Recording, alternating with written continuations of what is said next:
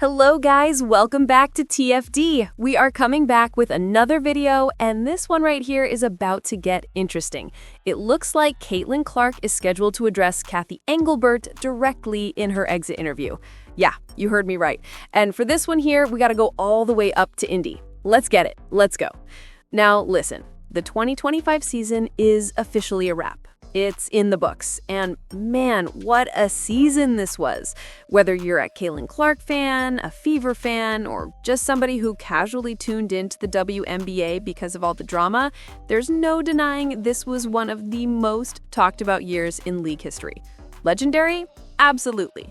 Messy at times? No doubt. But one thing's for sure, Caitlin Clark was at the center of all of it. Now, before people start getting sad, frustrated, or even mad about how the year ended, I'm here to tell you this. We just gotta turn the page and get ready for what's next. The season might not have ended the way Fever fans wanted, but it gave us a lot to think about and a lot to build on. And let me put this out there right now, I don't believe Caitlin Clark is going to play in Unrivaled. That's just my personal theory. Her style of game doesn't really fit that, and honestly, she seems like the type of player who is more focused on building something lasting in Indy rather than jumping into side leagues. If she does end up playing, trust me, I'll cover it, but my gut says no. But when you step back and look at the Fever season, I think fans learned a lot. Not just about Caitlin Clark, but about the WNBA as a whole. Casual fans got a crash course this year. You learned the names of players, coaches, rivalries, and even the politics of the league, whether it was good or bad. Personally, I can say I've learned way more this season than the last, and it's because Caitlin Clark was a magnet for attention. Even when she was sidelined, she forced us to tune into other players and see what the league is really about. Now, let's talk about momentum, because momentum is real, and that's what the Fever tapped into. This team, even when battered, bruised, and doubted, kept pushing. Kelsey Mitchell, man, she literally put her body on the line until it gave out. That's what commitment looks like. But we can't have this conversation without bringing up Coach Stephanie White. A lot of fans are going to say she did an awesome job with what she had. And to be fair, she did do her thing. But do I believe she should be the head coach next year? Honestly, no. She should be fired. And I don't say that lightly. Look, Sandy Brondello got fired after multiple finals appearances and a championship. Compared to Sandy's resume, Stephanie's just doesn't hold up. Defense was shaky. Rotations were questionable. Taking Caitlin off the ball at times made no sense. And let's be real, some of those decisions probably contributed to injuries among the guards. It's harsh, but it's true. So yeah, as we head into exit interviews with Caitlin set to address Cathy Engelbert, this is going to be one of those moments where we find out exactly what direction the Fever and maybe even the league want to go next. Buckle up, because the offseason might be just as crazy as the season we just lived through. It is what it is, y'all. Now, of course, when it comes to Caitlin speaking on Cathy, word on the street is we're about to get something heavy. Behind-the-scenes sources keep saying Caitlin Clark is preparing to unload like never before. Bro, if that's true, this could be one of those moments that shakes the whole Fever organization.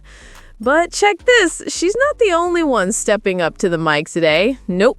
We got Sophie Cunningham, we got Kelsey Mitchell, Lexi Hall, Natasha Howard, Aaliyah Boston, and of course, the big names, Coach Stephanie White and GM Amber Cox. That's a whole lineup ready to speak, and trust me, the league better pay attention. Now, let's slow it down for a second, because Chloe Peterson actually gave us the full outlook of who's scheduled to talk today. Let me bring that up real quick and blow it all the way up so y'all can see exactly what's going down. Chloe said, and I quote, "The Fever exit interviews have been set for Thursday morning. Aaliyah Boston, Caitlin Clark, Sophie Cunningham, Natasha Howard, Lexi Hall, and Kelsey Mitchell are all scheduled to speak along with Coach Stephanie White and GM Amber Cox."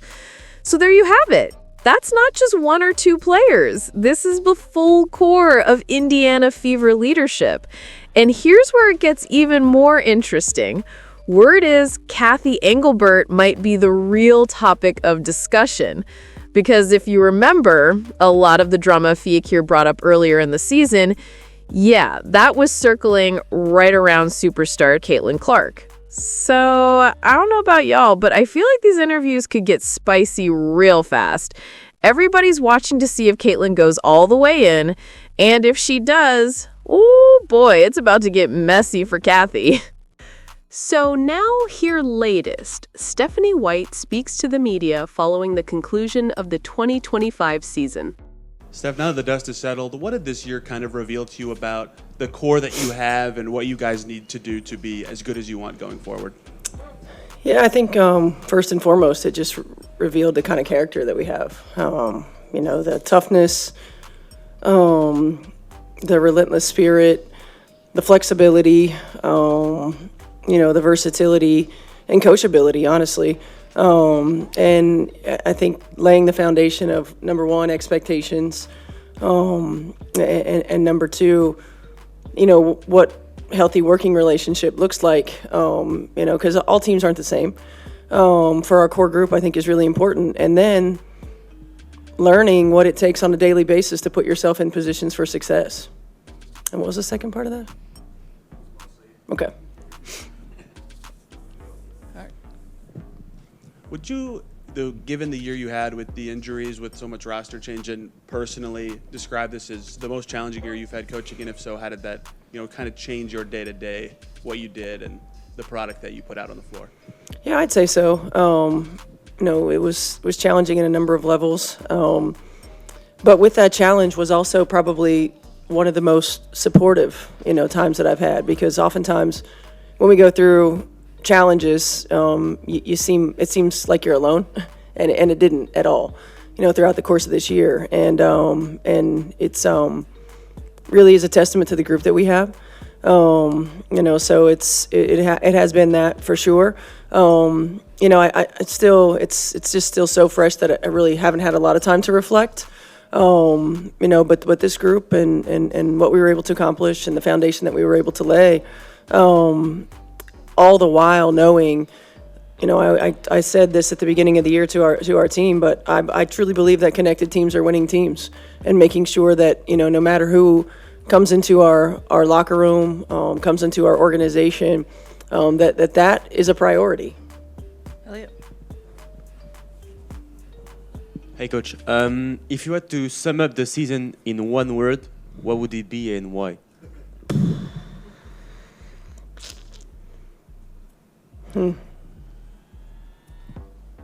That's tough. I mean, I guess the overarching theme is just resilience, just because this group has showed so much resilience. Chloe? Kelsey obviously posted yesterday that she played until the wheels fell off. Just, I guess, first, what has she meant to you this season? And second, obviously, rhabdo can come from overexertion. So what in the future would you or the training staff do to kind of be more cognizant of the possible symptoms of that going forward? Yeah, I mean, Kelsey's been a lot to me. She was the number one priority in free agency. I have always admired, how she plays the game and what she brings to a team, and was certainly looking forward to an opportunity to coach her and work with her. I've watched her for a long time from afar, calling her games and certainly in the WNBA. She's just the ultimate competitor. She's a great human being. And she does literally leave it all out on the floor. And, as a former player and as a coach, the appreciation that you have for somebody who does that is just, it's at an all-time high. And so I have so much respect for how she goes about her business and the way that she plays.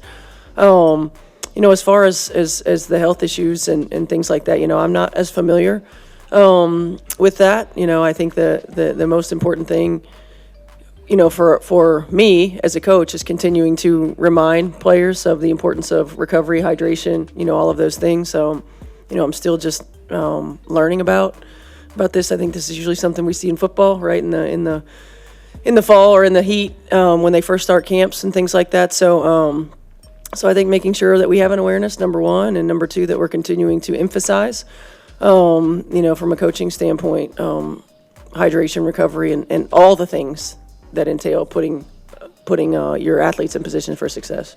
Go Lou, then Alexa. Lou Friedman from the Seymour Tribune. You mentioned character.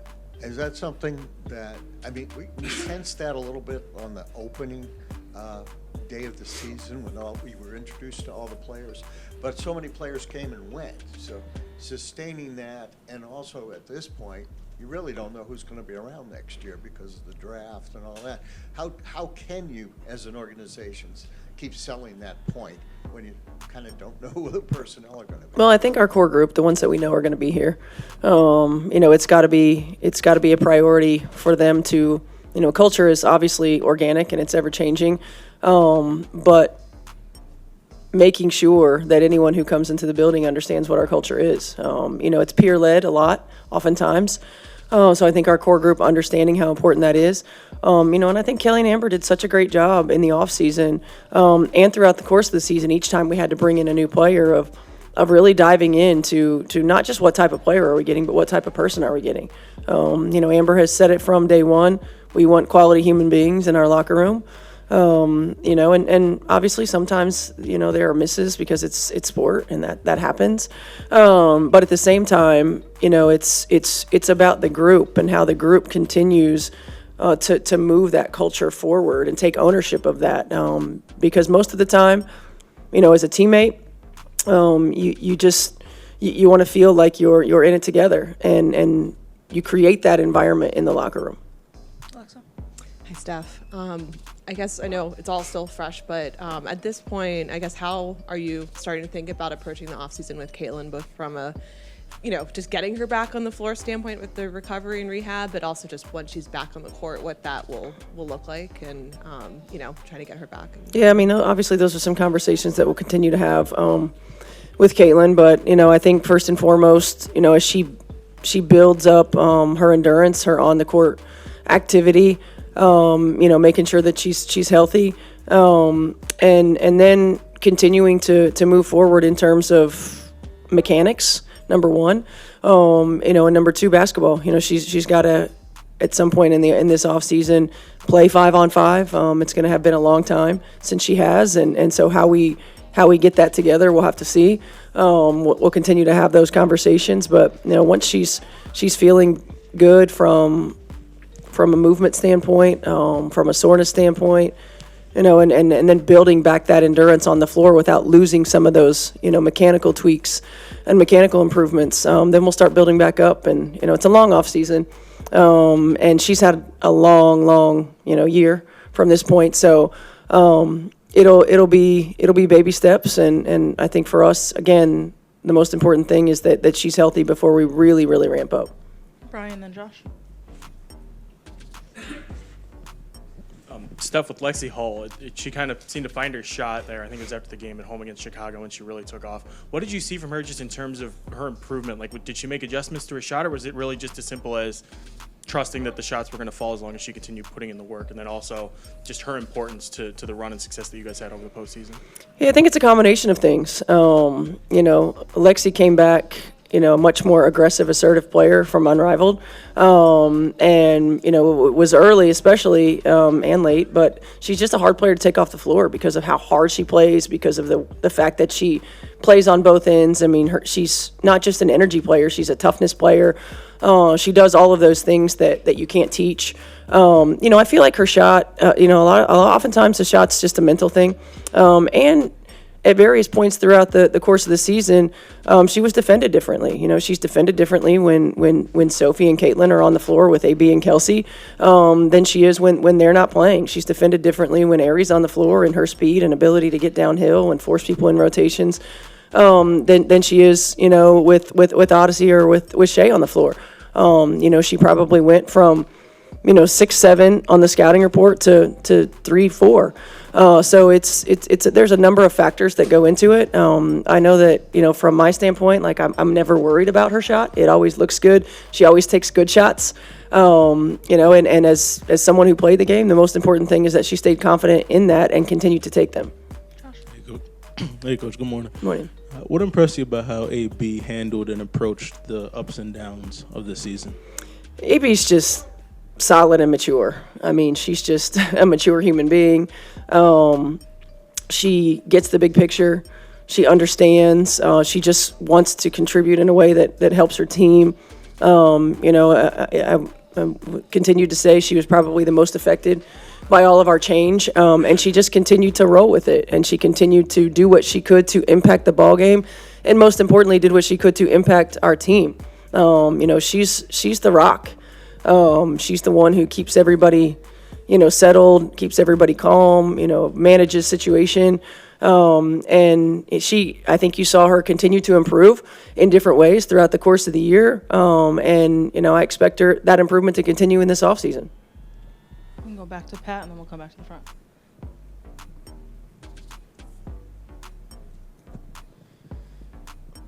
Hey, Steph, Rick Carlisle was sitting there on Monday at Pacers Media Day, and he spoke to how much he appreciates having you to bounce things off of, and you both obviously got great staffs, but I'm wondering if you can speak to the value of having somebody like Rick Carlisle in this organization and how beneficial that can be to both of you. It's huge.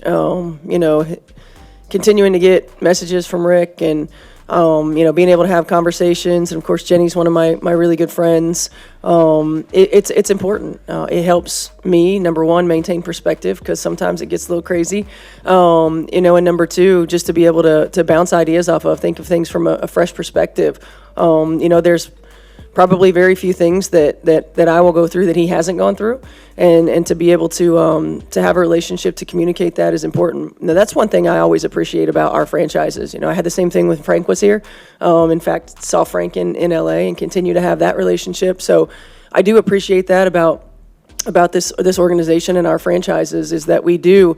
There are always really good people, number one, and opportunities to bounce things off of each other, and to continue for me to learn and grow.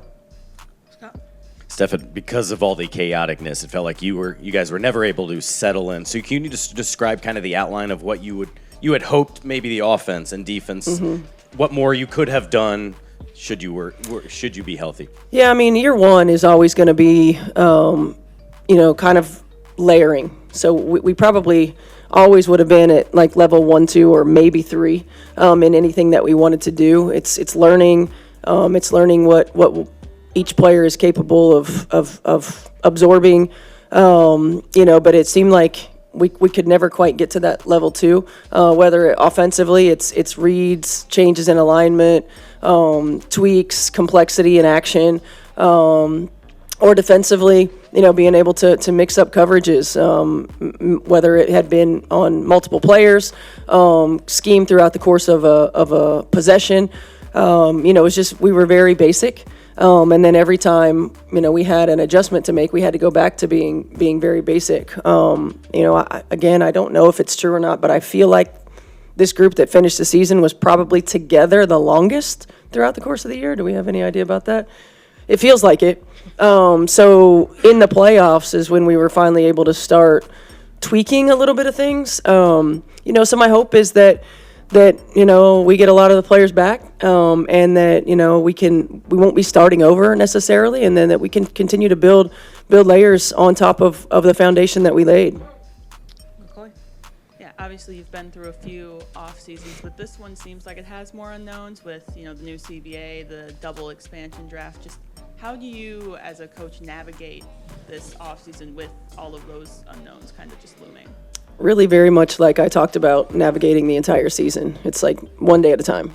It's you get exhausted if you start thinking about the what ifs and what can happen. And right now it's about wrapping up what we've done here and, communicating with each of our players, laying out foundations for the ones that we know are going to be back or anticipate being back, and things that we can do in the off season, and then rest, recovery, so that I can have the energy to do all the other things. So I think it's speculating about what's going to happen, what could happen. It's just exhausting.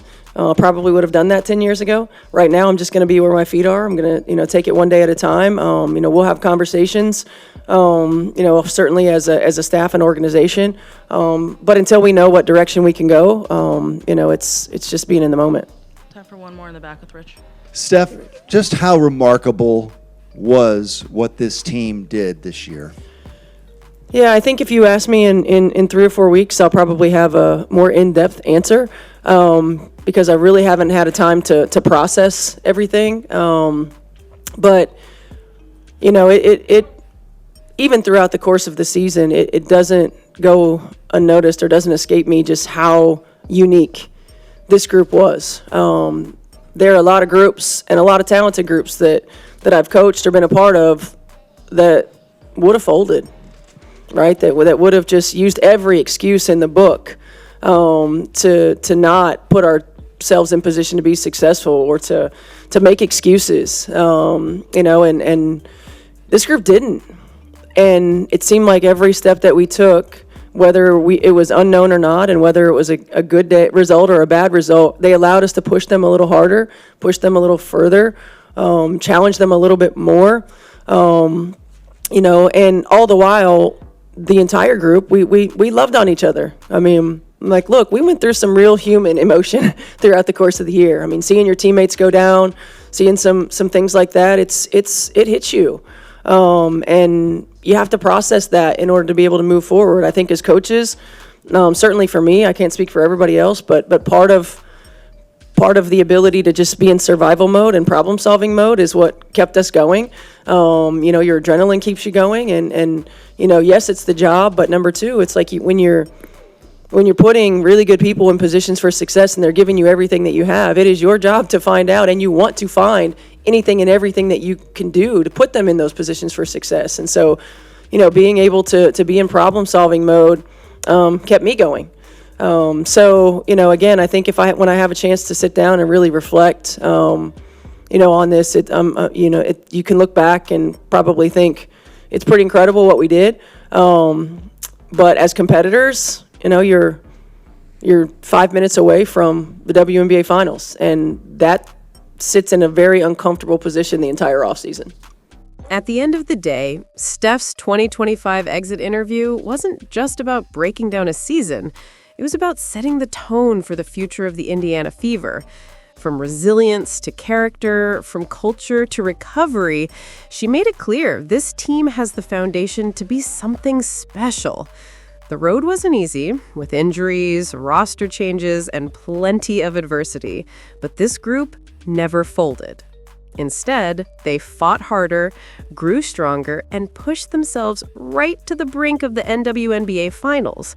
And while the sting of falling just short is still fresh, Coach Steph emphasized what's ahead: health, growth, and building on the culture they've laid. With Caitlin Clark, Aaliyah Boston, Kelsey Mitchell, Lexi Hull, and the Fever's core group committed to that vision, the future looks bright in Indy. If one word defines this season, it's resilience. And if one promise defines next season, it's unfinished business. So, Fever fans, buckle up, because the journey isn't over. It's just getting started.